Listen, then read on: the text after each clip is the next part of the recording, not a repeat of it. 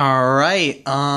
Here is the long-awaited project that I've been working on for a long time. What's up, Gundam fans and Gundam builders? This is Connor here, and yes, today we finally have my finished, fully painted, and fully panel-lined master grade Jesta from the series Universal Century OVA Gundam Unicorn. I'm very, very pleased with the way it came out, and I'm it's a really great kit. It is solid. It's just a good looking kit. I love the militaristic kind of look to it, and it just looks very awesome. The decals were amazing, and it's just a really great kit. The colors that I picked out were pure random, and they worked perfectly to get what I wanted with the kit, and it is just a great kit. Very detailed with this guy. I'm loving every minute of this kit, and in fact, because this kit is so well done, I am actually taking this to be displayed at my hobby store that I'm gonna go to today. So yeah, so anybody that goes to Hobbyworks in Virginia, you know, you'll get to see this.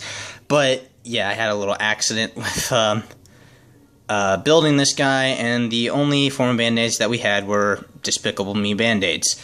So, but yes, now on to this guy.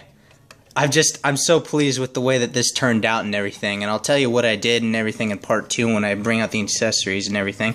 So starting with the head, sorry for my camera, but the head can rotate 360 degrees, no problem whatsoever, except for when you get to about there maybe, because then the LED portion of the head will want to pop out and everything.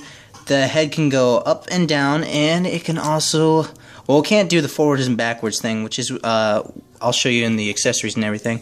The shoulders can go up about that far, and the arm can go about that much. Oops, about that much, with the arm going out that far. And the arm can rotate 360 degrees as soon as I can turn it. This thing is just a very solid kit, so the arms and everything, they are not going to be popping off whatsoever.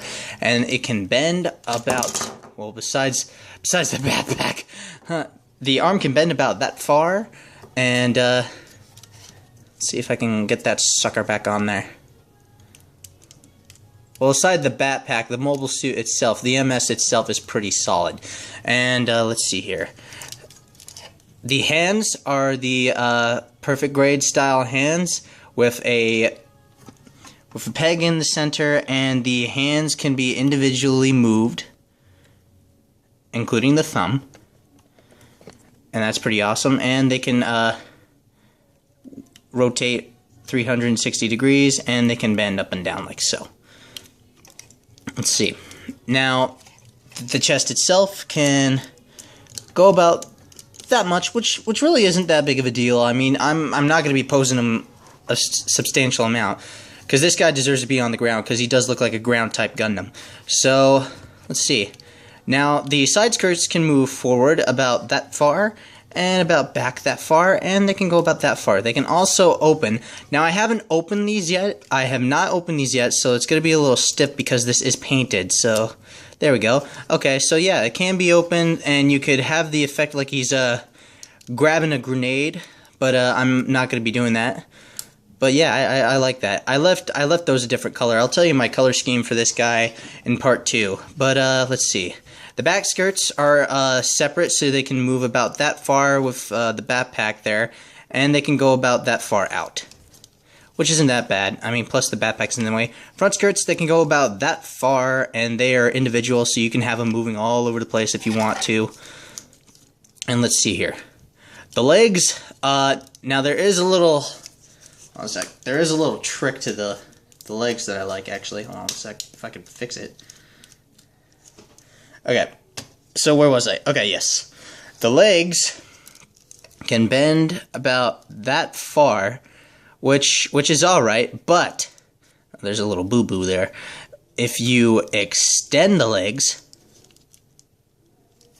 like so, not only do you get a tall Gundam, but the legs will bend even further back all the way up to there, which is just incredible. Lots of mobility in this thing. There's a huge amount of movement. There's a whole bunch of things going on with this guy. I'm in love with this kit, except for the backpack. You're a bad backpack. I'm so happy with the way it turned out and everything. I'm very, very pleased.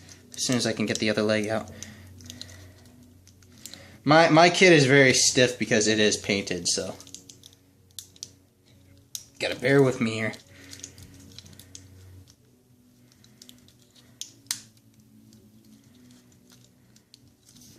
Goodness me.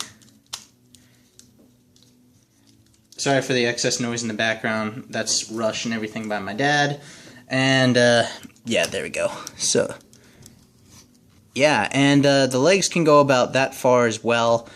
And they can go that far forward and that far backward besides the backpack. I took the backpack off because it's going to keep popping off.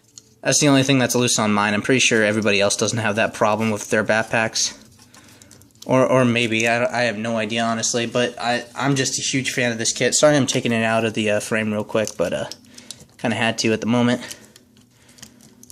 But yeah, so I decided to shrink them back down.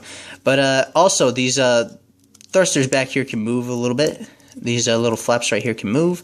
Now with the feet, the ankle guard can move up and down about that far, and the foot has I haven't moved the foot at all, so it's supposed to have a lot of movement, but maybe not. I guess the ankle guard is the only form of movement that you got with this guy. But yeah, so this is pretty fantastic. So yeah, with the backpack now, the only form of movement that you're going to get is these here thrusters that are going to move side to side and all over the place. Really, that's all you're going to get. And there's a little peg right there. There's a slot right there. Now, let me show you what I mean. With this thing was supposed to come... it's LED compatible. There's a little compartment here that you could switch on the LED. But since I'm not going to be having an LED on, I decided to paint the clear piece that goes in his head chrome, so that way it can kind of stand out a little bit better. And let's see here.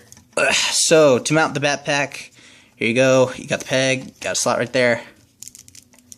Somewhat of a click, and yeah, he's somewhat suited up, ready to rock and roll, ready for combat. All right. So, but this is just part 1 of my review for the Jesta. Be sure to check out part 2. This is probably my kit of the year for 2013. I love this kit already. It is such a great looking kit, but we're still got some more parts to go over. Stay tuned for part 2. Thank you guys.